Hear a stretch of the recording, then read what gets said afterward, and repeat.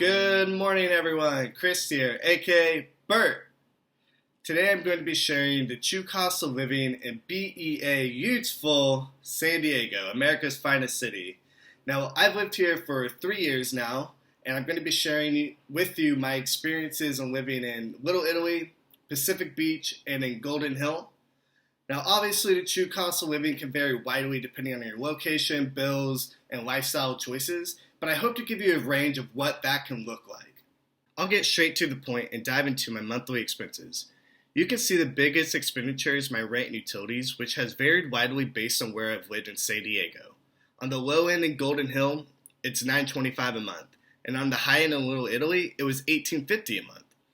Otherwise, the second biggest expense is my monthly entertainment lifestyle choices, which routinely before the pandemic included going out 3 nights a week, bars, clubs, music videos, Ubers, and international travel. Whereas my car, phone, and basic food supplies have remained relatively constant. Now, these monthly totals seem daunting to you of $2,300 and up to $3,800 a month. Remember, you can always reduce your entertainment expenses to suit your lifestyle needs.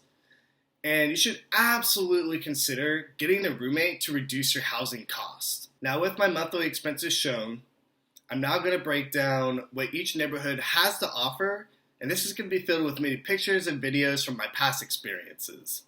With that said, if at the end of this video I've inspired you to move to beautiful San Diego, click the like button until it turns blue. Go ahead, make my day. Now, before we get into housing costs, let's discuss the entertainment costs of living in San Diego. I mean, does it come with an inflated lifestyle? It is a high cost of living area after all. I would argue no, it doesn't, but it does come with more options and opportunities to spend your money. And in my previous videos, I've discussed how I've taken full advantage of those lifestyles, but over the years I've winded it back a bit as I've gotten a taste of everything in San Diego. Greater San Diego does offer bountiful entertainment options such as the Padres Major League Baseball team. San Diego surprisingly even has casinos just outside the city. We also have a world-renowned zoo as well as museums at Balboa Park and throughout the city. There's also SeaWorld and a lot of recreational parks for hiking. We also have Legoland, 150 different breweries, countless small to large music videos, and an endless bustling nightlife to fit anyone's lifestyle. With that said, what does a typical weekend look like?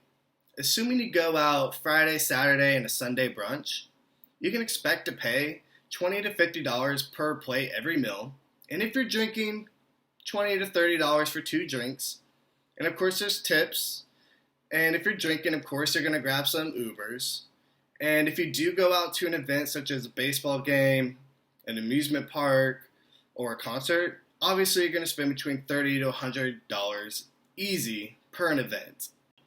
Here's a short clip of a concert I went to one time. There's a way, there's a way, there's a way, there's a way, there's a way.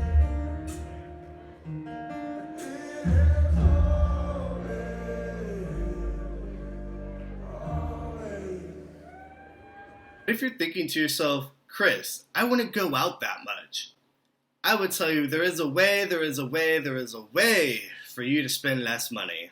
You are probably spending your time at the free beaches testing out your surfing chops, because we got the nude beach, the rich beach, the college beach, the hippie beach, and the other rich beach.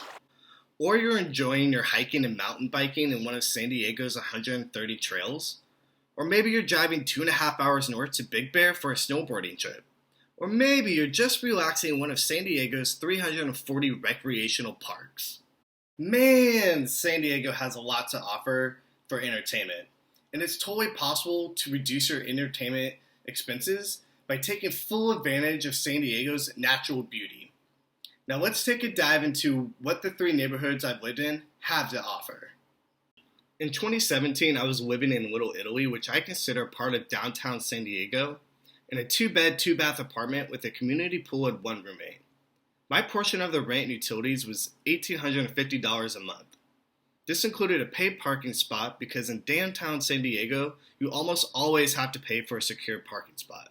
This also included my electricity bill, and no, this is the only place I live in that's had an air conditioning, because I was scared to not have AC being from out of town and all, but San Diego's temperate weather makes AC not necessary 51 weeks of the year. My rent also included my internet and water bill, which has been pretty consistent regardless of where I've lived. Little Italy itself hosted a weekly farmers market, was walking distance to the harbor, which boasted lots of naval museums and sites of the naval base in Coronado, and is a 5-minute Uber to downtown Gaslight District, where the city's most rambunctious nightclubs can. Overall, being new to a city, Little Italy is great. It put me in a spot to meet new friends where they would congregate and go out in. However, the neighborhood itself had a rich and expensive vibe that, being 29 going on 30, didn't really fit my needs. Now in 2018, I moved to Pacific Beach, aka PB, into a 3-bed, 2-bath house 7 blocks from the beach. The house had a garage, a hot tub, and I got 2 other roommates, where my portion of the rent and utilities was $1,550 a month. We used the garage as a spare bedroom for friends and families because parking was plentiful in PB. Plus, what friend doesn't want to visit you when you live at the beach? Additionally, I began to trust San Diego's temperate weather and ocean breezes, thus AC became less of a worry for me. Technically, the internet was cheaper because I now had 2 roommates instead of 1. However, the water bill was much higher due to the house having a hot tub and blossoming garden that the homeowner kept fresh with automatic sprinklers. And the neighborhood itself was less packed than downtown, which was surprising to me. And PBA has to offer all the standard beach vibe hangouts on Garnett Street and Mission Boulevard. Overall, PB offered a post-college frat boy vibe that, for me being 30 going on 31, began to feel like a nuisance. However, being an out-of-towner, when presented with a beach, you have to live there for at least 1 year. And I did it. From 2019 to present, I've lived 1 mile from downtown in the beautiful neighborhood of Golden Hill, in a 2-bed, 1-bath apartment with 1 roommate, where my portion of the rent and utilities is $925 a month. In Golden Hill, parking is again plentiful, and I'm again finding AC is not necessary 51 weeks of the year. Overall, Golden Hill fits my current frugal vibes, as its quiet, walkable neighborhoods, its coffee spots, its diners, bars, and neighborhood park leaves the rest of San Diego accessible in less than 30 minutes. Pro tip: everything in San Diego is less than 30 minutes away, so why pay extra to live in those areas? There you have it, the entertainment costs and housing expenses broken down. Considering the median household income of San Diego of $75K a year, and just looking at the range of living costs from $2,300 on the low end to $3,800 on the high end, I would say the city is an affordable city, given the median household income of $75K. What are your thoughts? Do you want to explore San Diego? Tell me in the comments. And if I haven't inspired you to move here, jam on that like button till it turns blue, because this video has successfully fulfilled its purpose. If you found my video useful or insightful in any way, please feel free to like and subscribe below to let me know you enjoy my content. And I try and post here every Tuesday and Thursday, weather permitting, because it's always sunny in San Diego. And remember to jam on it, as there's no time like the present to start making changes in your life. Thank you.